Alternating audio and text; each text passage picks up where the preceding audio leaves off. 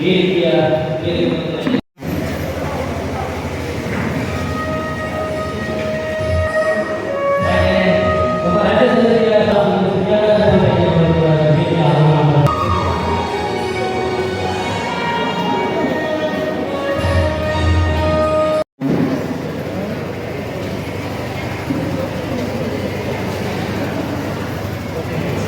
ನಮ್ಮ ಈ ಸಮಾಜದ ಬಗ್ಗೆ ಒಂದು ಗಾಯತ್ರಿ ಮಂತ್ರವನ್ನು ಸರ್ ಈ ಕಡೆ ನೋಡಿ ಸರ್ ನಾನೀಗ ಹೇಳ್ಕೊಟ್ಟಿರ್ತಕ್ಕಂಥದ್ದು ಕೂಡ ಇದನ್ನು ಕೈಯನ್ನು ಮುಂದೆ ಮಾಡಿ ಎಲ್ಲರೂ ವ್ಯಕ್ತಿಯನ್ನು ಸೂಚಿಸಬೇಕಾಗಿದ್ದಾರೆ.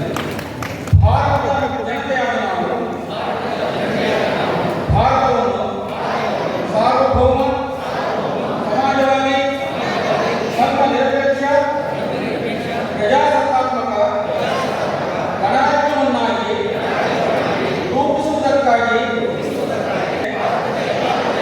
ಸಾಮಾಜಿಕ ಆರ್ಥಿಕ ಮತ್ತು ರಾಜಕೀಯ ನ್ಯಾಯವನ್ನು ನಂಬಿಕೆ ಧರ್ಮ ಮತ್ತು ಉಪಾಸನೆಯ ಸ್ವಾತಂತ್ರ್ಯವನ್ನು ಸ್ಥಾನಮಾನ ಮತ್ತು ಅವಕಾಶಗಳ ಸಮಾನತೆಯನ್ನು ದೊರೆಯುವಂತೆ ಮಾಡುವುದಕ್ಕಾಗಿ ವ್ಯಕ್ತಿ ಗೌರವ ದೇಶದ ಏಕತೆ ಮತ್ತು ಸಮಗ್ರತೆಗಾಗಿ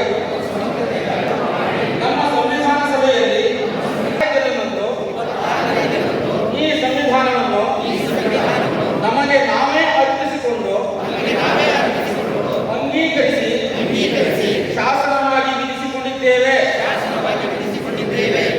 ಮತ್ತು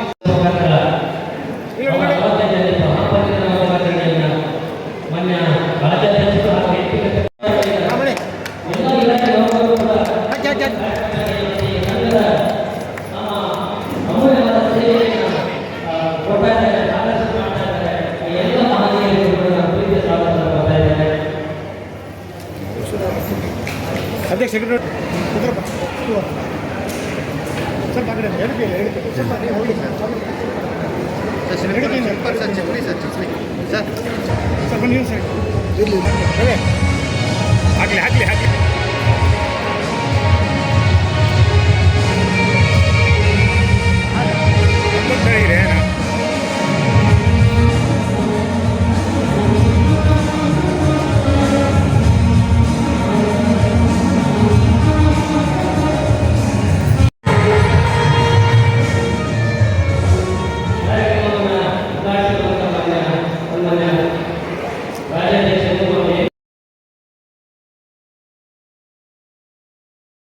ಅಭಿವೃದ್ಧಿ ಹೋರಾಟ ಸಮಿತಿ 2006-7ರಲ್ಲಿ ಪ್ರಾರಂಭವಾಗಿದ್ದರೂ ಸಹ ಇದಕ್ಕೆ 100 ವರ್ಷದ ಇತಿಹಾಸ ಇದೆ ಅಂತಕ್ಕಂಥದ್ದನ್ನು ಈ ಸಂದರ್ಭದಲ್ಲಿ ನಾನು ನೆನಪು ಮಾಡಿಕೊಳ್ಳಲಿಕ್ಕೆ ನಾನು ಬಯಸ್ತೀನಿ. ಇವತ್ತು ಮುಖ್ಯವಾಗಿ ತಮಗೆಲ್ಲ ಗೊತ್ತಿದೆ, ನಮ್ಮೆಲ್ಲ ಅನೇಕ ಗಣ್ಯರ ಸಮೇತ ನಮ್ಮ ಸಮಾಜದ ಈ ಭಾಗದ ಎಲ್ಲ ಮಹಿಳೆಯರಿಂದ ಹಿಡಿದು ನಮ್ಮ ಪ್ರತಿಭಾವಂತ ಮಕ್ಕಳಿಂದ ಹಿಡಿದು ನಮ್ಮ ಹಿರಿಯರು ಎಲ್ಲರೂ ಸಮೇತ ತಾವೆಲ್ಲರೂ ಕೂಡ ಈ ಕಾರ್ಯಕ್ರಮಕ್ಕೆ ಸಾಕ್ಷಿಯಾಗಿರ್ತಕ್ಕಂಥದ್ದು ಭಾಳ ಹೆಮ್ಮೆಯ ಸಂಗತಿ ಅಂತ ನಾನು ಹೇಳಲಿಕ್ಕೆ ನಾನು ಬಯಸ್ತೀನಿ. ತಮಗೆಲ್ಲ ಗೊತ್ತಿದೆ, ಈ ಕಾರ್ಯಕ್ರಮವನ್ನು ಆಯೋಜನೆಯನ್ನು ಮಾಡಲಿಕ್ಕೆ ಸುಮಾರು 1.5 ತಿಂಗಳಿಂದ ಭಾಳ ಶ್ರಮವನ್ನು ಹಾಕಿ ನಮ್ಮ ರುದ್ರಪ್ಪ ಬೈರೇಗೌಡರವರಿರ್ಬೋದು, ನಮ್ಮ ಮಂಜಪ್ಪ ಮಂಡ್ರೆಯವರಿರ್ಬೋದು, ರೇವಣಪ್ಪ ಶಿಕ್ಷಕರಿರ್ಬೋದು, ಅನೇಕ ನಮ್ಮ ರಂಗಪ್ಪನವರಿಂದ ಹಿಡಿದು ನಮ್ಮ ನಾಗರಾಜ ಶಾಸಕರಿಂದ ಅನೇಕ ನಮ್ಮ ಸಮಾಜದ ಮುಖಂಡರು ಹಗಲಿರುಳು ಕೆಲಸವನ್ನು ಮಾಡಿರ್ತಕ್ಕಂಥದ್ದು ತಮಗೆಲ್ಲ ತಿಳಿದಿರ್ತಕ್ಕಂಥದ್ದು. ನಮ್ಮ ಆ ಗುರುಕಿರಣ ಎಲ್ಲ ಭಾಳ ಅನೇಕ ನಮ್ಮ ನಾರಾಯಣ ಹಿಡಿದು ಭಾಳ ಅನೇಕ ಜನರು ಕೂಡ ಶ್ರಮವನ್ನು ಪಟ್ಟಿರ್ತಕ್ಕಂಥದ್ದು ತಮಗೆಲ್ಲ ಗೊತ್ತಿದೆ. ಇದರ ಉದ್ದೇಶ ಇಷ್ಟೇ, ನಮ್ಮ ಪರಿಶಿಷ್ಟ ಜಾತಿಯಲ್ಲಿರ್ತಕ್ಕಂಥ ಸುಮಾರು 101 ಜಾತಿಯಲ್ಲಿ ಕೂಡ ನಮ್ಮ ಸಮಾಜವನ್ನು ರೂಪಿಸ್ತಕ್ಕಂಥದ್ದನ್ನು ನಾವು ನೋಡ್ತೇವೆ. ಸುಮಾರು ಒಂದು 101 ಜಾತಿ ಇದೆ ಪರಿಶಿಷ್ಟ ಜಾತಿ. ಅದರಲ್ಲಿ ಕೆನ್ನಯ್ಯ ಜಾತಿಯು ಕೂಡ ಒಂದು ಅಂತಕ್ಕಂಥದ್ದನ್ನು ನಾವು ಈ ಸಂದರ್ಭದಲ್ಲಿ ನಾವು ನೆನಪು ಮಾಡ್ಕೊಳ್ಳಬೇಕಾದ್ರೆ ಮಾಧ್ಯಮಗಳ ಸಂಗತಿ ಇರ್ತಕ್ಕಂಥದ್ದು. ಏಕೆಂದರೆ ನಮ್ಮ ಕರ್ನಾಟಕ ರಾಜ್ಯದ ಪರಿಶಿಷ್ಟ ಜಾತಿಯ ಜಾತಿ ಕಾನೂನನ್ನು ನಾವು ನೋಡಿದರೆ ಕ್ರಮ ಸಂಖ್ಯೆ 27ರಲ್ಲಿ ಕೆನ್ನಯ್ಯ ಸಮಾಜ ಇರ್ತಕ್ಕಂಥದ್ದು. ಅದು ಕೇವಲ ಇತ್ತೀಚೆಗೆ ಬರತಕ್ಕಂಥದ್ದಲ್ಲ. ನಾವು ಭಾರತದ ಗೆಜೆಟ್ ಅಂತ ನಾವು ನೋಡಿದ್ರೆ 1956ರ ಭಾರತದ ಗೆಜೆಟ್ನಲ್ಲಿ ಕೂಡ ಚೆನ್ನೈಯೇ ಜಾತಿ ಬಂದಿರತಕ್ಕಂಥದ್ದು. ಆ ಸಂದರ್ಭದಲ್ಲಿ ಕರ್ನಾಟಕ ರಾಜ್ಯ ಅಲ್ಲ, ಒಂದು ಮೈಸೂರು ರಾಜ್ಯ ಇರ್ತಕ್ಕಂಥದ್ದು ನಾವು ನೋಡ್ತಾ ಇದ್ದೀವಿ. ಎಲ್ಲವರ ಕಡೆ ಈ ಸಮಾಜದಲ್ಲಿರ್ತಕ್ಕಂಥ ಎಲ್ಲ ಸಮುದಾಯಗಳು ಏನು ಮುಖ್ಯವಾಗಿ ನಮ್ಮ ಈ ದೇಶದಲ್ಲಿ ಆಯಾ ಸಂಘಟಿತರಾಗಿ ತಮ್ಮ ಮೂಲಭೂತ ಹಕ್ಕುಗಳನ್ನು ಪಡೆದುಕೊಳ್ಳುವ ಜೊತೆಗೆ ಸಂವಿಧಾನದ ಆಶಯತೆ ಅವೆಲ್ಲವೂ ಕೂಡ ನಾವು ನೋಡಿದ್ರೆ ನಾವು ಕೂಡ ಸಮಾಜದ ಮುಖ್ಯವಾಗಿರಬೇಕು. ನಮ್ಮನ್ನು ಕೂಡ ಕೆರೆಯ ಸಮಾಜದ ಈ ಸಮಾಜದ ವ್ಯವಸ್ಥೆಯಿಂದ ಅನಿವಾರ್ಯ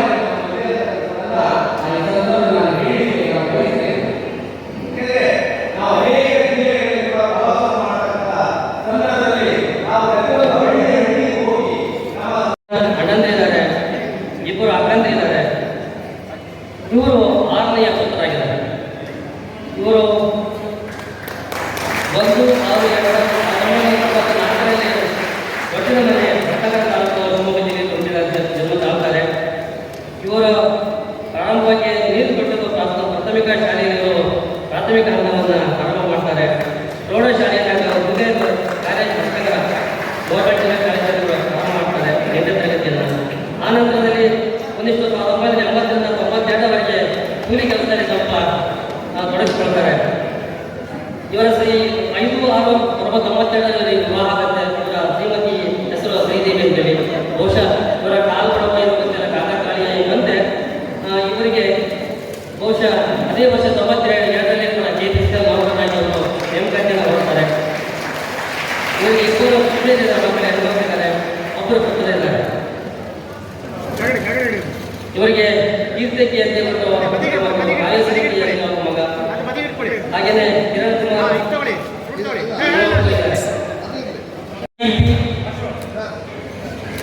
ಮಾಸ್ತಿ ಇಲ್ಲಿ 1992-93ವರೆಗೆ 4 ವರ್ಷಗಳ ಕಾಲ ಸೇವೆಯನ್ನು ಮಾಡಿದ್ದಾರೆ. ಹಾಗೆಯೇ ಶರಣಪತಿ ಅವರ ಪ್ರಾಜೆಕ್ಟ್ನಲ್ಲಿ 1996-2010ರವರೆಗೆ 14 ವರ್ಷಗಳ ಕಾಲ ಸೇವೆ.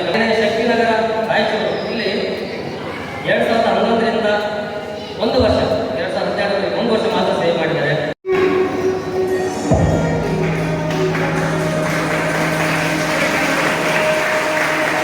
ನೀವು ವೃತ್ತಿಯಲ್ಲಿ ನಿವೃತ್ತರಾಗಿರಬಹುದು, ಆದರೆ ಸ್ವಾಮೀಜಿ ಜೊತೆಗೆ ಚರ್ಚೆ ಮಾಡಿ ನಮ್ಮ ಸಮುದಾಯ ನಮ್ಮ ಸಮಾಜದ ಸ್ಥಿತಿಗತಿ ಮತ್ತು ಸಮಸ್ಯೆಗಳನ್ನ ಅವರಿಗೆ ಅರಿವು ಮೂಡಿಸಿ, ಮತ್ತು ಅವರೇ ಕೂಡ ನಾನು ಖಂಡಿತ ಈ ಕಾರ್ಯಕ್ರಮಕ್ಕೆ ಬರ್ತೇನೆ, ಡಿಸೆಂಬರ್ 6ಕ್ಕೆ ಈ ಕಾರ್ಯಕ್ರಮ ಬೇಡ, ಡಿಸೆಂಬರ್ 6ಕ್ಕೆ ಮೈಸೂರಲ್ಲಿ ದೊಡ್ಡ ಕಾರ್ಯಕ್ರಮದಲ್ಲಿ ನಾವು ಭಾಗವಹಿಸಬೇಕಾಗಿದೆ, ಹಾಗಾಗಿ ಡಿಸೆಂಬರ್ 8ಕ್ಕೆ ನೀವು ಕಾರ್ಯಕ್ರಮವನ್ನು ಇಟ್ಕೊಂಡ್ರೆ ಅಂತೇಳಿ ಅವರೇ ಕ್ಯಾಲೆಂಡರ್ ತಂದು ಬಿಟ್ಟು ಡೈರಿಯಲ್ಲಿ ನೋಟ್ ಮಾಡಿ ನೀವು ನಾನು ಬರೋದ್ರ ಜೊತೆಗೆ ಏನು ಸಮಾಜ ಕಲ್ಯಾಣ ಇಲಾಖೆ ಸಚಿವರಿದ್ದಾರೆ ಡಾಕ್ಟರ್ H.C. ಮಾದೇವರವರು ಮತ್ತು ಇನ್ನೊಬ್ಬರು ಸಚಿವರಾಗಿರ್ತಕ್ಕಂಥ ಪ್ರಿಯಾಂಕಾಗೆ ಅವರಿಬ್ಬರೂ ಕೂಡ ನಾನು ನನ್ನ ಜೊತೆಯಲ್ಲಿ ಕರ್ಕೊಂಡು ಬರ್ತೀನಿ, ಅವ್ರಿಗೆ ಒಂದು ಇನ್ವೈಟ್ ಮಾಡಿ ಸಾಕು ಅಂತೇಳಿ ಇಷ್ಟೆಲ್ಲ ಭರವಸೆಯನ್ನು ಕೊಟ್ಟ ಮೇಲೆ ಆಯೋಜನೆ ಮಾಡಿದರು. ಮತ್ತು ವಿರುದ್ಧ ಏನು ಸಂಸದರ ಒಂದು ಭೇಟಿ ಮಾಡಿ ಶಿಕಾರಿಪುರದ ಒಂದು ಟೀಮ್ ಅವ್ರನ್ನ ಕೂಡ ಭೇಟಿ ಮಾಡಲಿಕ್ಕೆ ಹೋದಾಗ ಸಂಸದರು ಸಿಕ್ಕಿರಲಿಲ್ಲ.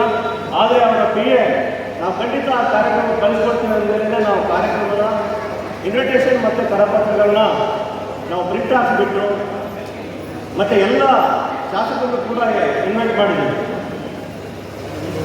ನಮ್ಮ ದುರದೃಷ್ಟ ನಾವು ಕಾರ್ಯಕ್ರಮ ಇಟ್ಕೊಂಡು ಡೇಟ್ ಫಿಕ್ಸ್ ಮಾಡಿ ಕರಪತ್ರಗಳನ್ನ ಪ್ರಿಂಟ್ ಹಾಕಿದ ನಂತರದಲ್ಲಿ ಈ ಏನು ಬೆಳಗಾವಿ ಅಧಿವೇಶನ ಡೇಟ್ ಫಿಕ್ಸ್ ಆಯಿತು.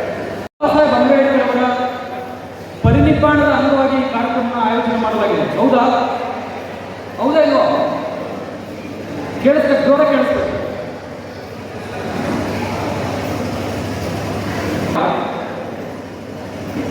ಸಂಭ್ರಮದಿಂದ ಮಾಡುವಂಥ ಕಾರ್ಯಕ್ರಮವ, ಖುಷಿ ಪಡಬೇಕಾದ ಕಾರ್ಯಕ್ರಮಕ್ಕೆ ಹೇಳಿ. ಖುಷಿ ಪಡಬೇಕಾ? ಇಲ್ಲ. ದುಃಖ ಪಡಬೇಕಾ? ದುಃಖನೂ ಪಡೋದಿಲ್ಲ. ಯಾಕಂದ್ರೆ ಬಾಬಾ ಸಾಹೇಬ್ ಅಂಬೇಡ್ಕರ್ ಅವರ ಪರಿನಿಬ್ಬಾಣದ ಕಾರ್ಯಕ್ರಮ.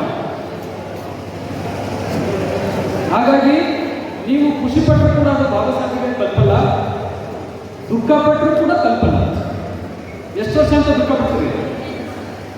ಹಾಗಾಗಿ ಇವತ್ತಿನ ಕಾರ್ಯಕ್ರಮ ಸಂಕಲ್ಪ ಮಾಡಬೇಕು. ಈ ಪರಿನಿರ್ವಾಣ ಕಾರ್ಯಕ್ರಮದ್ದು ನಾವೆಲ್ಲರೂ ಕೂಡ ಸಂಕಲ್ಪ ಮಾಡಿದ್ರೆ ಮಾತ್ರ ಬಾಬಾ ಸಾಹೇಬ್ಗೆ ಅದು ತಲುಪುತ್ತೇವೆ. ಆ ಸಂಕಲ್ಪ ಮಾಡುವ ಉದ್ದೇಶದಿಂದ ಈ ಕಾರ್ಯಕ್ರಮವನ್ನು ಆಯೋಜನೆ ಮಾಡಲಾಗಿದೆ. ಹಾಗಾದ್ರೆ ಏನು ಸಂಕಲ್ಪ ಮಾಡೋದು? ಈಗ ವಿದ್ಯಾರ್ಥಿಗಳನ್ನ ಕರೆದುಬಿಟ್ಟು ಪ್ರತಿಭಾ ಪುರಸ್ಕಾರ ಮಾಡ್ತಾರೆ. ಈ ಕಾರ್ಯಕ್ರಮಕ್ಕೆ ಹೆಚ್ಚು ವಿದ್ಯಾರ್ಥಿಗಳು ಬಂದರೆ ಕೈ ಎತ್ತಿ ನೋಡೋಣ. ಕೈ ಎತ್ತಿ, ಜೋರಾಗಿ ಎತ್ತಿ. ಎತ್ಲ ಬೇಡ ಅಂತ ಹೇಳ್ತೀರಿ. Yes good. ಕೈ ಇಳಿಸಿ. ಅಂಬೇಡ್ಕರ್ ಸ್ವಾಭಿಮಾನಿ ಅಂತಾನೆ ಕರಿತೀವಲ್ವಾ? ಸ್ವಾಭಿಮಾನಿ ಅಂತಾನೆ ಕರಿತೀವಿ. ಅವರು ನಮಗೋಸ್ಕರ ಎಷ್ಟೆಲ್ಲ ಹೋರಾಟ ಮಾಡಿದ್ರು, ಎಷ್ಟೆಲ್ಲ ತ್ಯಾಗವನ್ನು ಮಾಡಿದ್ರು. ಒಂದು ಸಂದರ್ಭ ಬರುತ್ತೆ, ಬಾಬಾ ಸಾಹೇಬ್ ಅಂಬೇಡ್ಕರ್ ಅವರ ಮಗ ರಾಜರತ್ನ ಅಂತೇಳಿ, ಬಾಬಾ ಸಾಹೇಬ್ ಅಂಬೇಡ್ಕರ್ ಅವರು ಚೌಡರ್ ಸತ್ಯಾಗ್ರಹ ಹೋರಾಟಕ್ಕೆ ತಯಾರಿ ಮಾಡ್ಕೊಂತ ಇರ್ತಾರೆ ಕೋರ್ಟಲ್ಲಿ. ಆ ಕೋರ್ಟಲ್ಲಿ ಒಂದು ಟೆಲಿಗ್ರಾಮ್ ಬರುತ್ತೆ ಅವ್ರಿಗೆ. ಟೆಲಿಗ್ರಾಮ್ ಬಂದಾಗ ಅಲ್ಲಿ ನೋಡ್ತಾರೆ, ಟೆಲಿಗ್ರಾಮ್ ನೋಡಿ ಅವ್ರಿಗೆ ಆಶ್ಚರ್ಯ ಆಗುತ್ತೆ.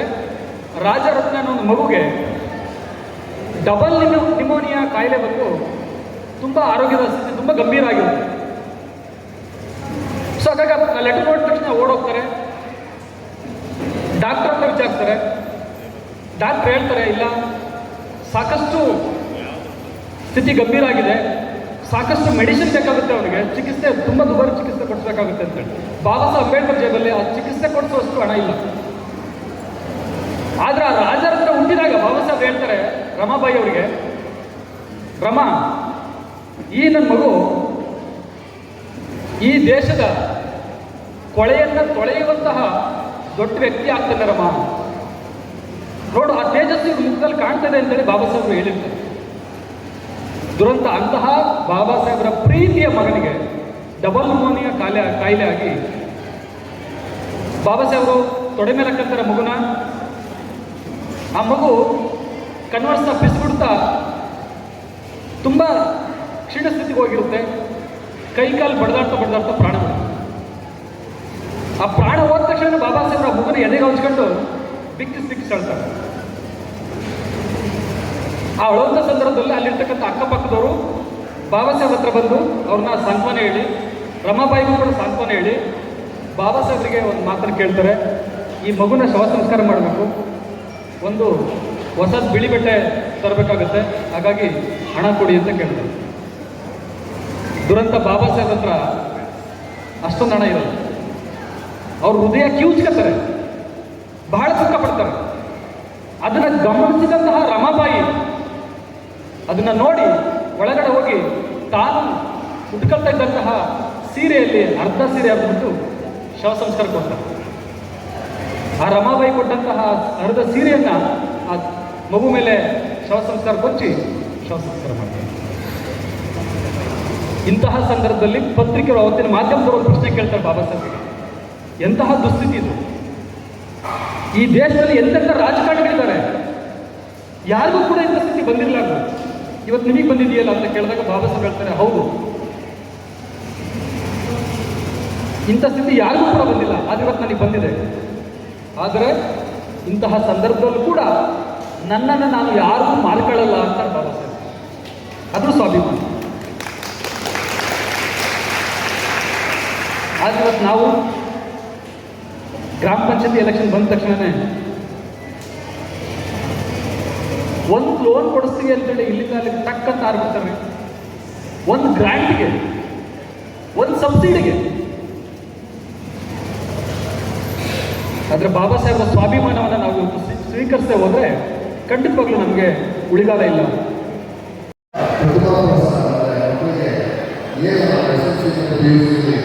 ಮಕ್ಕಳು ಹೆಚ್ಚು ಏನೋ ಒಂದು ಸಂಸಮಾನ ಈಗ ಅದರಲ್ಲಿ ಎಲ್ಲರೂ ಕೂಡ ಒಂದು ಈ ಥರ ಸೇವಾವೃತ್ತಿ ಸಂಘವನ್ನು ಮಾಡಬೇಕು. ಇವತ್ತು ನಮ್ಮಲ್ಲಿ ಓದೋದೇ ಕಷ್ಟ. ಯಾವ ರೀತಿ ಓದಿದ್ರು ಅಂದರೆ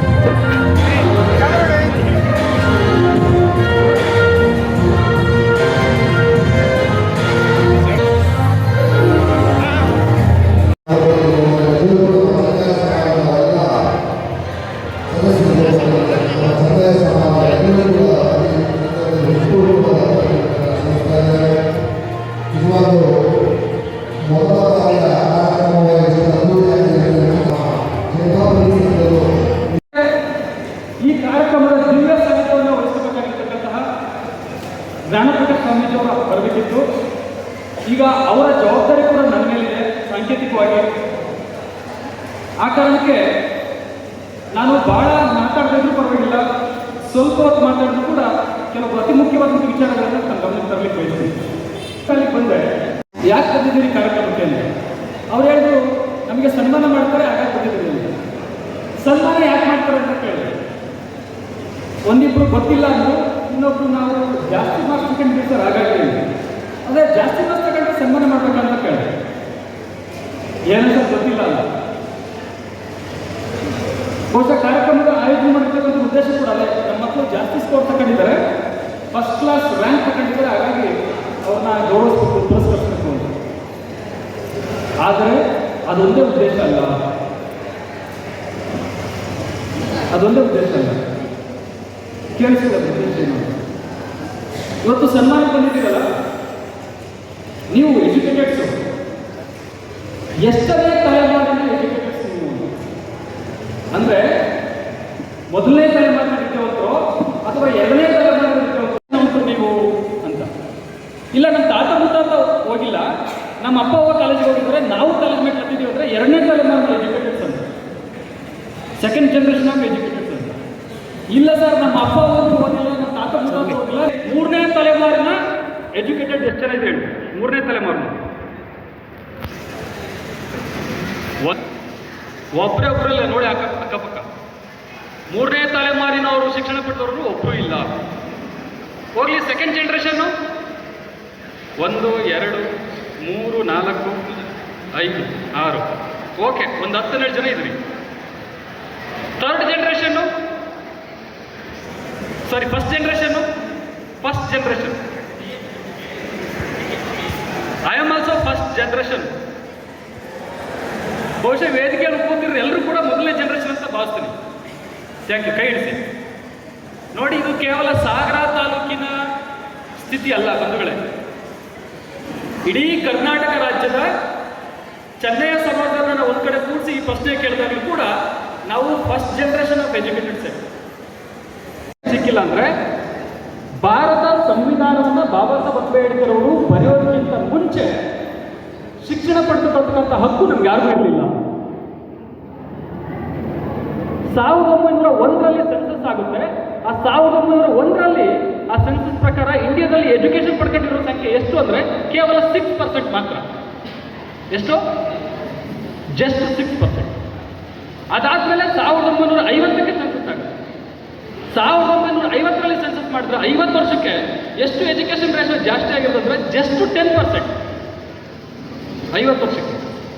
ಆದರೆ ಯಾವಾಗ ಬಾಬಾ ಸಾಹೇಬ್ ಅಂಬೇಡ್ಕರ್ ಅವರು ಸಂವಿಧಾನವನ್ನು ಬರೀತಾರೆ, ಸಂವಿಧಾನವನ್ನು ಬರೆದ ಮೇಲೆ ಸೊ ಇವತ್ತು ಎಜುಕೇಶನ್ ರೇಷಿಯೋ ಎಷ್ಟಿದೆ? ಮೋರ್ ದ್ಯಾನ್ 84% ಇದೆ. 84%ಗಿಂತ ಹೆಚ್ಚಿದೆ. ಇದು ಯಾಕೆ ಸಾಧ್ಯ ಆಗಿದ್ದು? ನಿಮ್ಮ ಮನೆದೇವರ ಇಲ್ಲಿ ಹತ್ರದಲ್ಲಿ ಚಂದ್ರಗುಪ್ತಮ್ಮ ಅಥವಾ ಆಂಜನೇಯ ತಿರುಪತಿ ಅವ್ರ ಕಾರಣನ ಎಜುಕೇಶನ್ ರೇಷಿಯೋ, ಭಾರತದ ಎಜುಕೇಶನ್ ರೇಷಿಯೋ ಜಾಸ್ತಿ ಆಗಲಿಕ್ಕೆ ಯಾರು ಕಾರಣ? ಡಾಕ್ಟರ್ ಬಾಬಾ ಸಾಹೇಬ್ ಅಂಬೇಡ್ಕರ್ ಅವರು.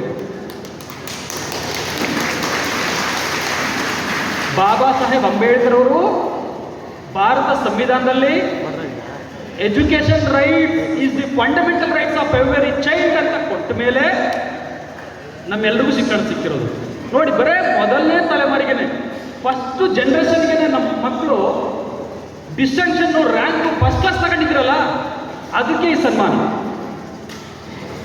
ನಿಮ್ಮ ಜೀನ್ಸು ಎಷ್ಟು ಜೀನಿಯಸ್ ಇದೆ ಅಂತ ಇವತ್ತು ಮಾಡಿದ್ವಿ,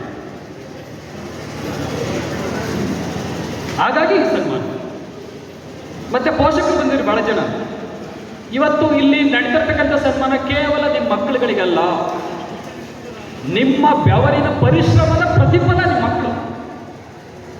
ನೀವು ಕಷ್ಟಪಟ್ಟು ಓದಿಸಿ ಬೆಳೆಸಿ ಅವ್ರನ್ನ ಈ ಮಟ್ಟಕ್ಕೆ ತಂದಿರೋದ್ರಿಂದ ಇವತ್ತು ನಿಮ್ಮ ಪರಿಶ್ರಮಕ್ಕೆ ನಿಮ್ಮ ಮಕ್ಕಳ ಮೂಲಕ ಸನ್ಮಾನ ಆಗ್ತಿದೆ. ಇದಕ್ಕೆ ಮಕ್ಕಳು ಕೃತಜ್ಞತೆ ಹೇಳ್ಬೇಕಾ ಬೇಡ? ತಂದೆ ತಾಯಿಗೆ ಹೇಳ್ಬೇಕಾ ಬೇಡವೋ? ಹೇಳಿ, ಹೇಗೆ ಹೇಳ್ತೀರಿ? ಇವತ್ತು ನಮ್ಮ ಸಮಾಜದ ಪರಿಸ್ಥಿತಿ ಹೆಂಗಿದೆ ಅಂದರೆ, ತಂದೆ ತಾಯಿ ಮುಖ ಕೊಟ್ಟು ಮುಖ ನೋಡಲ್ಲ ಮಕ್ಕಳು. ತಂದೆ ತಾಯಿ ಮಾತನ್ನ ಪ್ರೀತಿಯಿಂದ ಕೇಳಬೇಕು ಅನ್ನೋಂಥ ಒಂದು ವ್ಯವಧಾನ ಇಲ್ಲ. ಹೇಗೆ ಕೃತಜ್ಞತೆ ಸಲ್ಲಿಸೋದು? ಓಕೆ, ಹಾಗಾಗಿ ಇವತ್ತು ಈ ನನಗೆ ಬಹಳ ಖುಷಿ ಆಗ್ತದೆ. ಬಂದ ತಕ್ಷಣ ಈ ಕಾರ್ಯಕ್ರಮ ನೋಡಿದ ಮೇಲೆ ಇಡೀ ಕರ್ನಾಟಕದಲ್ಲಿ ಕೆಲವು ಜಿಲ್ಲೆಗಳು ಮಾತ್ರ ಇಷ್ಟೊಂದು ಸಂಖ್ಯೆಯಲ್ಲಿ ಸೇರಿಸ್ಬಿಟ್ಟು ಬಾಬಾ ಸಾಹೇಬರ ಪರಿನಿಬ್ಬಾಣ ಕಾರ್ಯಕ್ರಮ ಆಚರಣೆ ಮಾಡಿದ್ರು. ಅದರಲ್ಲಿ ವಿಶೇಷವಾಗಿ ಸಾಗರ ತಾಲೂಕು ಅದು ನನಗೆ ಖುಷಿ. ಏನಿದು ಪರಿನಿಬ್ಬಾಣ? ನೀವು ಪುಣ್ಯತಿಥಿ ಅಂತ ಕರೆಯೋಂಗಿಲ್ಲ. ನಾವು ಪುಣ್ಯತಿಥಿ ಮಾಡ್ತೀವಿ ಅಥವಾ ಸಂತಾಪ ಕಾರ್ಯಕ್ರಮಗಳನ್ನೆಲ್ಲ ಮಾಡ್ತಾರೆ. ಆದರೆ ಬಾಬಾ ಸಾಹೇಬ್ ಅಂಬೇಡ್ಕರ್ ಅವರೊಬ್ಬರಿಗೆ ಮಾತ್ರ ಅವರ ತೀರಿ ಹೋದಂತಹ ದಿನವನ್ನು ಮಹಾಪರಿನಿಬ್ಬಾಣ ಅಂತ ಕರೆಯಲಾಗುತ್ತದೆ. ಯಾಕೆ ಅಂದರೆ ಪರಿನಿಬ್ಬಾಣ ಅನ್ನೋದು ಪಾಳಿ ಪದ, ಪಾಳಿ ಭಾಷೆ. ನಿಬ್ಬಾಣ ಗೌತಮ ಪುತ್ರರು ತೀರಿ ಹೋದಂಥ ದಿನವನ್ನು ಅರಾಂತರು ಅಂತ ಕರೀತಾರೆ, ಅರಾಂತರಾದರು ಅಂತ ಕರೀತಾರೆ. ಸಾವಿನಲ್ಲೂ ಮತ್ತೆ ಹುಟ್ಟುವಂಥ ಒಬ್ಬ ವ್ಯಕ್ತಿ ಯಾರಾದ್ರೂ ಇದ್ರೆ ಅದು ಬಾಬಾ ಸಾಹೇಬ್ ಅಂಬೇಡ್ಕರ್. ಹಾಗಾಗಿ ಪರಿನಿಬ್ಬಾಣ ಅಂತ ಕರೀತಾರೆ. ಫಿಸಿಕಲ್ ಆಗಿ ಅವರಿಲ್ಲ, ಆದರೆ ಭೌತಿಕವಾಗಿ, ಸಾತ್ವಿಕವಾಗಿ, ಚಾರಿತ್ರಿಕವಾಗಿ ಅವರಿದ್ದಾರೆ, ಯಾವಾಗಲೂ ನಮ್ಮೊಟ್ಟಿಗೆ ಇರ್ತಾರೆ. ಹಾಗಾಗಿ ಅಂತಹ ಮಹಾಪರಿನಿಬ್ಬಾಣ ಕಾರ್ಯಕ್ರಮ ಇವತ್ತು ಸಾಗರ ತಾಲೂಕಲ್ಲಿ ಬಹಳ ವಿಶೇಷವಾಗಿ ಹಮ್ಮಿಕೊಂಡಿದೆ. ಸಾಮಾಜಿಕ, ಶೈಕ್ಷಣಿಕ ಮತ್ತು ಆರ್ಥಿಕ ಕ್ಷೇಮಾಭಿವೃದ್ಧಿ ಸಮಿತಿ ಇವರು ಕೂಡ ಅಷ್ಟೇ ಇವತ್ತು ಸಂಕಲ್ಪ ಮಾಡಬೇಕು. ಮೊದಲನೇದಾಗಿ ವಿದ್ಯಾರ್ಥಿಗಳು ನೋಡಿ, ಒಂದು ದಿನದಲ್ಲಿ 24 ಗಂಟೆ ಅಲ್ವಾ? ಹೌದಲ್ವ? ಎಲ್ರಿಗೂ 24 ಗಂಟೆನೆ. ಸಾಮಾನ್ಯ ಪ್ರಜೆಯಿಂದ ಹಿಡ್ಕೊಂಡು ಈ ದೇಶದ ಪ್ರಧಾನಮಂತ್ರಿವರೆಗೂ ಇರೋ ಸಮಯ ಎಷ್ಟು? ಕೇವಲ 24 ಗಂಟೆ. ಆದರೆ ಸಮಯವನ್ನು ಹೇಗೆ ಬಳಸ್ಕೊಳ್ತೀವಿ ಅದು ಬಹಳ ಮುಖ್ಯ. ನೋಡಿ, ದಿನದಲ್ಲಿ ಒಂದು 6 ಗಂಟೆ, 6ರಿಂದ 8 ಗಂಟೆ ನೀವು ಶಾಲಾ ಕಾಲೇಜಿಗೆ ಅಂತ ತೆಗೆದುಬಿಡಿ, ಕಾಲೇಜಿಗೆ ಹೋಗಿ ಬರ್ಲಿಕ್ಕೆ ತೆಗೆದುಬಿಡಿ. ನಿದ್ದೆಗೆ ಅಂತೇಳಿ ಒಂದು 8 ಗಂಟೆ ತೆಗೆದಿ. ಇನ್ನೆಷ್ಟು ಉಳಿತು? ಇನ್ನೂ 8 ಗಂಟೆ ಉಳಿತು. ಆ 8 ಗಂಟೆಯಲ್ಲಿ ಸ್ನಾನ, ಶೌಚ, ತಿಂಡಿ ಅದಕ್ಕೊಂದು 2 ಗಂಟೆ ತೆಗೆದುಬಿಡಿ. ಇನ್ನೆಷ್ಟು ಉಳಿತು? ಗಟ್ಟಿಯಾಗಿ ಹೇಳಿ, 6 ಗಂಟೆ ಉಳಿತಲ್ವ? ಪ್ರಾಮಾಣಿಕವಾಗಿ ಹೇಳಬೇಕು, ಪ್ರತಿ ದಿವಸ 6 ಗಂಟೆ ನಾನು ಓದ್ತಾ ಇದ್ದೀನಿ ಅನ್ನೋ ಕೈ ಎತ್ತೇಳಿ. ನೀವು ಸುಳ್ಳು ಹೇಳಿದ್ರೆ ಅಕ್ಕಪಕ್ಕ ಪೇರೆಂಟ್ಸ್ ಇದ್ದಾರೆ, ಅವ್ರಿಗೆ ಗೊತ್ತು. 1 ಎಸ್ ಗುಡ್. 6 ಗಂಟೆ ಪುಸ್ತಕ ಇಟ್ಕೊಂಡ್ರೆ ಯಾವ ಕಡೆಗೂ ಯಾವ ಧಾರಾವಾಹಿ ಬಂದರೂ ಕೂಡ ಕಿವಿ ಕೊಡಲ್ಲ, ನನ್ನ ಕೈ ರಿಮೋಟಿಗೆ ಹೋಗಲ್ಲ, ನನ್ನ ಕೈ ಮೊಬೈಲಿಗೆ ಹೋಗಲ್ಲ ಅನ್ನೋರು.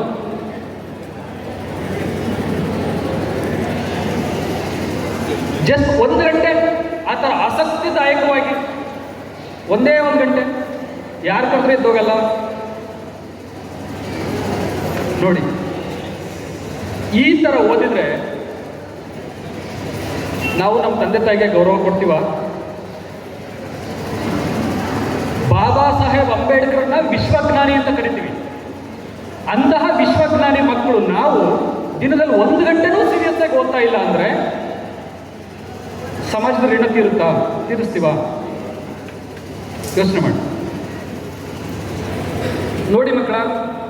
ಈ ಏಜ್ ಇದೆಯಲ್ಲ, 15ರಿಂದ 20 ಏಜು, ಅಥವಾ ಒಂದು 18ರಿಂದ ಒಂದು 20-25 ಏಜು.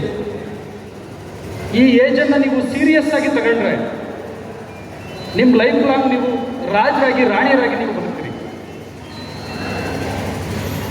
ಯಾಕೆಂದ್ರೆ ಈ ಏಜ್ ಇದೆಯಲ್ಲ, ಇದು ಕುಣಿಯೋ ವಯಸ್ಸು ಇದೆ, ಕುಪ್ಪಳಿಸೋ ವಯಸ್ಸು ಇದೆ, ಆಡೋ ವಯಸ್ಸು ಇದೆ. ಅಷ್ಟೇ ಅಲ್ಲ, ದುಶ್ಚಟಗಳಿಗೆ ಬಲಿಯಾಗೋ ವಯಸ್ಸು ಕೂಡ ಅದೇ. ಆದರೆ ಈ ಏಜನ್ನು ನೀವು ಸರಿಯಾಗಿ ನಿರ್ವಹಿಸದೆ ಆದರೆ ಖಂಡಿತವಾಗ್ಲೂ ಕೂಡ ನೀವು ರಾಜ ರಾಣಿಯರಾಗಿ ಬದುಕ್ತೀರಿ ಮುಂದೆ. ಆಲೋಚಕ ಬಾಬಾ ಸಾಹೇಬ್ ಅಂಬೇಡ್ಕರ್ ಅವರು ಈ ಏಜಲ್ಲಿ ಫಾರಿನಲ್ಲಿ ಓದುವಾಗ 10 ಗಂಟೆ 12 ಗಂಟೆ ಓದ್ತಿದ್ರಂತೆ. ಗೊತ್ತಾ? ಅದು ಯಾವ ಕಿಚ್ಚೋರನ್ನ ಹತ್ರ ಓದಿಸ್ತು? ಫಾರಿನಲ್ಲಿ ಇಡೀ ಅವ್ರ ಫ್ರೆಂಡ್ ಸರ್ಕಲ್ಲು ರಾಜ್ಯದ ಬೀದಿಗಳಲ್ಲಿ ಮೋಜು ಮಸ್ತಿ ಮಾಡ್ಕೊಂಡು ಸುತ್ತಾಡ್ತಾರೆ. ಆದರೆ ಬಾಬಾ ಸಾಹೇಬ್ ಅಂಬೇಡ್ಕರ್ ಮಾತ್ರ 10-12 ಗಂಟೆ ಕೂತ್ಕೊಂಡು ಓದ್ತಾರೆ ಅಂದರೆ ಅದು ಯಾವ ಕಿಚ್ಚು ಅವ್ರನ್ನ ಹತ್ರ ಓದಿಸ್ತು? ಯೋಚನೆ ಮಾಡಿ. ನಿಮಗೇನಾಗಿದೆ?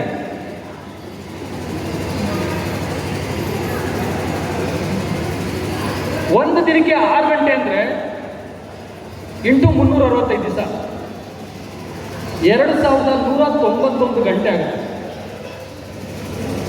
ನೋಡಿ ಮಕ್ಕಳೇ, 2191 ಗಂಟೆ. ಒಂದು UPSC KPSC ಕೋಚಿಂಗ್ ಸೆಂಟರ್ಗಳಲ್ಲೂ ಕೂಡ ಆ UPSC KPSC ಸಿಲೆಬಸ್ನ ನಿಮಗೆ ಟೀಚ್ ಎಷ್ಟು ಗಂಟೆ ಮಾಡ್ತಾರೆ ಗೊತ್ತಾ? ಕೇವಲ 750ರಿಂದ 800 ಗಂಟೆ ಮಾಡ್ತಾರೆ. ಆದರೆ ನಿಮ್ಮ ಹತ್ರ ಇರೋ ಸಮಯ ಎಷ್ಟು? 2191 ಗಂಟೆ. ನೀವು ಪ್ರತಿನಿತ್ಯ 6 ಗಂಟೆ ಸೀರಿಯಸ್ ಆಗಿ ಕೂತ್ಕೊಂಡು ಅಧ್ಯಯನ ಮಾಡಿದ್ದೆ ಆದರೆ ಖಂಡಿತವಾಗ್ಲೂ ನೀವು ಯಾವ ಹುದ್ದೆ ಬೇಕಾದ್ರೂ ಹುದ್ದೆ ನಡೀಬೋದು, ಯಾವ ಹಂತಕ್ಕೆ ಬೇಕಾದ್ರೂ ನೀವು ಮೇಕ್ ಹೋಗ್ಬೋದು. ನಿಮ್ಮ ಮಗಳು ಅಥವಾ ನಿಮ್ಮ ಮಗ 6 ಗಂಟೆ ಓದ್ತಾ ಇದ್ದಾಳೆ ಅಂತ ಹೇಳಿ ಕ್ರಾಸ್ ಚೆಕ್ ಮಾಡ್ಬೇಕು ಇವತ್ತಿಂದ. ಅದೇ ಸಂಕಲ್ಪ. 6 ಗಂಟೆಗೆ ಎಬ್ಬಿಸ್ಬೇಕು ಅವ್ರನ್ನ.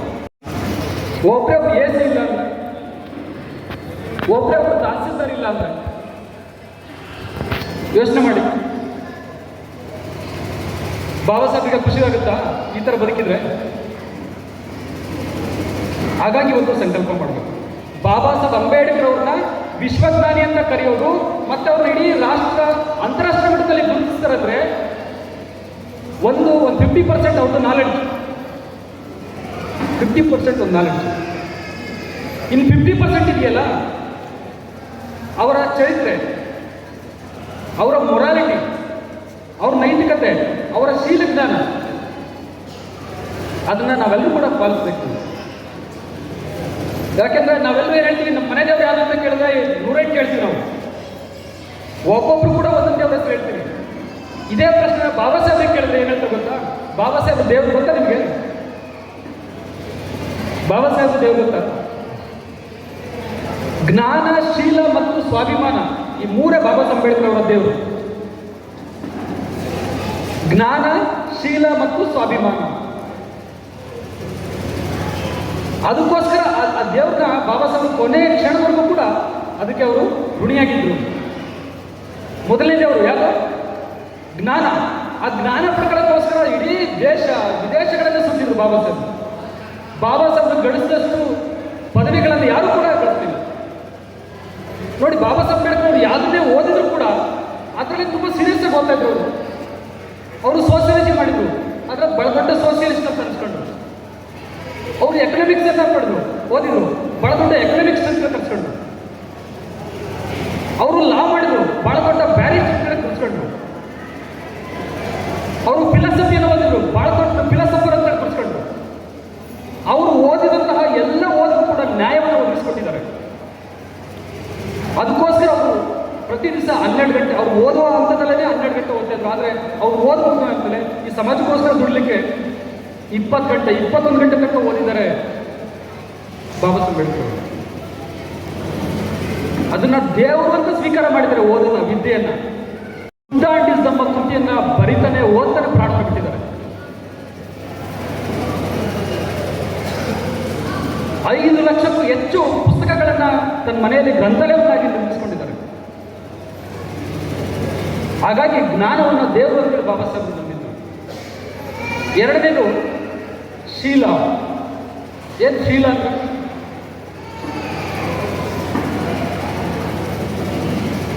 ಹೇಳಿ ನೋಡಿ, ಬಾಬಾ ಸಾಹೇಬ್ ಅಂಬೇಡ್ಕರ್ ಅವ್ರ ಮೇಲೆ ಒಂದು ಸಣ್ಣ ಕಪ್ಪು ಚುಕ್ಕಿ ಇಲ್ಲ ರೀ. ಅಷ್ಟು ಶೀಲವಂತ ಬಾಬಾ ಸಾಹೇಬ್, ಪರಮ ಪಾವಿತ್ರತೆಯ ವ್ಯಕ್ತಿ ಬಾಬಾ ಸಾಹೇಬ್ ಅಂಬೇಡ್ಕರ್ ಅವರು. ಅದಕ್ಕೆ ಒಂದೇ ಒಂದು ಎಕ್ಸಾಂಪಲ್ ಕೊಡ್ತೀನಿ. ಅವರು ಲಂಡನ್ನಲ್ಲಿ ಓದುವಾಗ ಅಲ್ಲಿ ವಿಪರೀತ ಚಳಿ, -°C ಇರುತ್ತೆ ಚಳಿ, -°C. ಅವರು ಓದಕ್ಕೆ ಹೋದಾಗ ಅಲ್ಲಿನ ಚಳಿಗೆ ಕೊರೆಯಂತ ಚಳಿ, ಮೈ ಕೊರೆಯಂತ ಚಳಿ, ಹುಷಾರು ತಪ್ಪಿರ್ತಾರೆ ಬಾಬಾ ಸಾಹೇಬ್. ಹುಷಾರು ತಪ್ಪಿದಾಗ ಹಾಸ್ಪಿಟ್ಲಿಗೆ ಹೋಗ್ತಾರೆ. ವೈದ್ಯರು ಅವ್ರನ್ನ ಚೆಕ್ ಮಾಡಿ ಹೇಳುವಾಗ ವೈದ್ಯರದ್ದು ಮಾತನ್ನ ಹೇಳ್ತಾರೆ, ಡಾಕ್ಟರ್ ಅವ್ರ ಮಾತನ್ನ ಹೇಳ್ತಾರೆ. ನೋಡಿ ಬಾಬಾ ಸಾಹೇಬ್ರೆ, ಇಲ್ಲಿನ ಅಟ್ಮಾಸ್ಫಿಯರೇ ಬೇರೆ, ಇಲ್ಲಿನ ವೆದರ್ಗೆ ನೀವು ಹೊಂದ್ಕೋಬೇಕು ಅಂದರೆ ನೀವು ವೈನ್ ತಗೋಬೇಕು ಅಂತ ಹೇಳ್ತಾರೆ. ವೈನ್ ಅಂದರೆ ಸಾರಾಯಿ ಕುಡಲೇಬೇಕು ಅಂತ ಹೇಳ್ತಾರೆ. ಆಗ ಬಾಬಾ ಸಾಹೇಬ್ ಹೇಳ್ತಾರೆ ಡಾಕ್ಟರ್ಗೆ,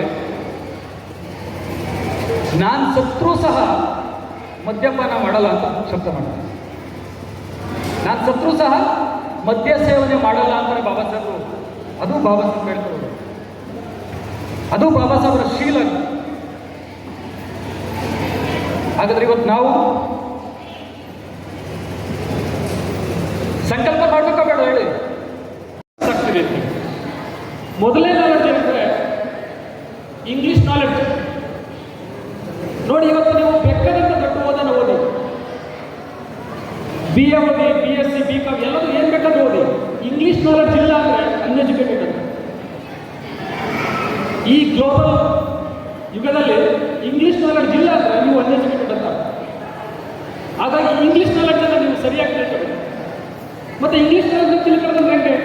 ಕೋಚಿಂಗ್ ಸೆಂಟ್ರಿಗೆ ಹೋಗ್ಬೇಕಾ? ಕೋಚಿಂಗ್ ಸೆಂಟ್ರಿಗೆ ಹೋದರೆ 30,000 50,000 ಕೇಳ್ತಾರೆ. 3 ತಿಂಗಳುಗಳಲ್ಲಿ ಇಂಗ್ಲೀಷ್ ಕಲಿಯಿರಿ, 6 ತಿಂಗಳುಗಳಲ್ಲಿ ಇಂಗ್ಲೀಷ್ ಕಲಿಯಿರಿ. ಅಷ್ಟೊಂದು ದುಡ್ಡಿಲ್ಲ, ಏನು ಮಾಡೋದು ಸರ್? ಹಾಗಾಗಿ ಬಹಳ ಸುಲಭವಾಗಿ ಇಂಗ್ಲೀಷ್ ಕಲಿಯೋದನ್ನು ಹೇಳ್ತೀನಿ, ಕೇಳ್ತೀನಿ. ಪ್ರತಿ ದಿವಸ ಒಂದೊಂದು ಪೇಜ್ ಇಂಗ್ಲೀಷನ್ನು ಓದಬೇಕು, ಬಾಯ್ಬಿಟ್ಟು ಓದಬೇಕು. ಏನು ಮಾಡಬೇಕು? ಬಾಯ್ಬಿಟ್ಟು ಓದಬೇಕು. ಈ ಬಾಯ್ಬಿಟ್ಟು ಓದೋದ್ರಿಂದ ಸಿಗುವಂಥ ಬೆನಿಫಿಟ್ ಏನು ಹೇಳಿ ನೋಡೋಣ? ಬಾಯ್ಬಿಟ್ಟು ಓದೋದ್ರಿಂದ ನೀವು ಹೇಳೋದು ಕೇಳ್ತಿಲ್ಲ, ಯಾಕಂದ್ರೆ ಹಾಲು ತುಂಬ ದೊಡ್ಡದಲ್ಲ, ನೀವು ಹೇಳೋದು ಗಾಳಿಯಲ್ಲಿ ಕೇಳಾಡ್ತದೆ. ನೋಡಿ, ಬಾಯ್ಬಿಟ್ಟು ಓದೋದ್ರಿಂದ ಪ್ರೊನೌನ್ಸಿಯೇಷನ್ ಇದೆಯಲ್ಲ ಅದು ಸ್ಪಷ್ಟವಾಗುತ್ತೆ. ಪ್ರೊನೌನ್ಸಿಯೇಷನ್ ಇದೆಯಲ್ಲ ಅದು ತುಂಬ ಸ್ಪಷ್ಟವಾಗುತ್ತೆ. ಮತ್ತೆ ಏಕಾಗ್ರತೆ ಇಲ್ಲ ಅಂತ ಒಂದು ಬಂದಾಗ್ತಿರ್ತಾರೆ. ನೀವು ಬಾಯ್ಬಿಟ್ಟು ಜ್ವರ ಓದಿದ್ರೆ ನಿಮಗೆ ಯಾವ ಡಿಸ್ಟರ್ಬೆನ್ಸು ಕೂಡ ನಿಮಗೆ ಕೇಳಲ್ಲ. ಯಾಕೆ? ನಿಮ್ದು ಡಿಸ್ಟರ್ಬೆನ್ಸ್ ಆಗ್ತಾ ಇರ್ತಲ್ಲ, ಬಾಯ್ಬಿಟ್ಟು ಓದ್ತಾ ಇರ್ತೀರಲ್ಲ, ನಿಮ್ಮ ವಾಯ್ಸ್ ಮಾತ್ರ ನಿಮಗೆ ಕೇಳ್ತಾ ಇರುತ್ತೆ. ಏಕಾಗ್ರತೆ ಆಟೋಮೆಟಿಕ್ ಆಗಿ ಬರುತ್ತೆ. ಒಂದು ಭಾಷೆ ಬೆಲೆಯಿಂದ ಸಾಧಿಸ್ಬೋದು. ಹಾಗಾಗಿ ಪ್ರತಿನಿತ್ಯ ಒಂದೊಂದು ಪೇಜ್ ಇಂಗ್ಲೀಷ್ ಸಬ್ಜೆಕ್ಟನ್ನು ನೀವು ಓದಬೇಕು ಬಾಯ್ಬಿಟ್ಟು. ಇನ್ನು ಎರಡದು, ಒಂದು ಓದೋದಾಗಿ, ಇನ್ನೊಂದು ಕೇಳಿಸ್ಕೋಬೇಕು. ಪ್ರತಿ ದಿವಸ ಒಂದು ಅರ್ಧ ಗಂಟೆ ಇಂಗ್ಲೀಷನ್ನು ಕೇಳಿಸ್ಕೋಬೇಕು. ಇಂಗ್ಲೀಷನ್ನು ಕೇಳಿಸ್ಕೋಬೇಕು. ಸರ್ ಕೇಳಿಸ್ಕೊಳ್ಳೋಕೆ ರೆಡಿ, ನೀವು ಹೇಳೋದ್ಯಾರು?